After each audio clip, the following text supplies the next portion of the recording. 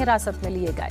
बाराबंकी घटना को लेकर अखिलेश की पोस्ट पर भड़के बीजेपी नेता सिद्धार्थ नाथ सिंह, कहा आप तो नारद मुनि बन गए हैं, कोशिश कर लो, भाजपा का परिवार नहीं। श्री हरये नमः, अस्मद गुरुभ्यो नमः, अस्मद परम गुरुभ्यो नमः, हरि शरणम।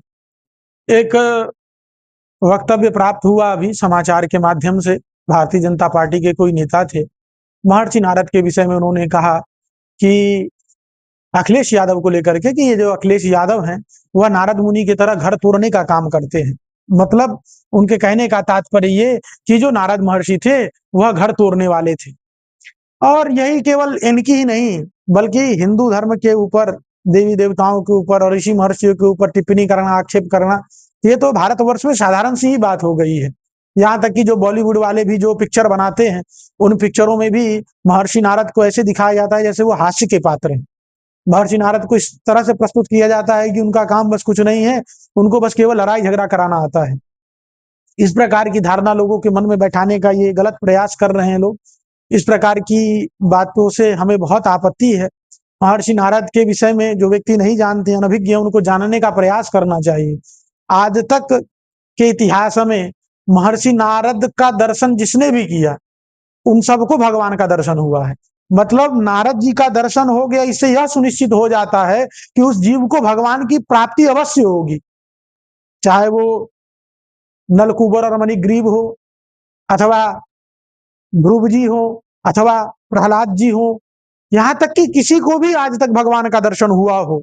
यदि उसको नारद जी का दर्शन किसी के जीवन में किसी व्यक्ति को हो गया तो उस व्यक्ति को भगवान का दर्शन अवश्य होगा। मानो कि सर्टिफिकेट है, रिजर्वेशन है यदि नारद जी का दर्शन मिल गया तो। और नारद जी घर तोड़ने का काम करते हैं, शास्त्रों को उठा करके पढ़िए।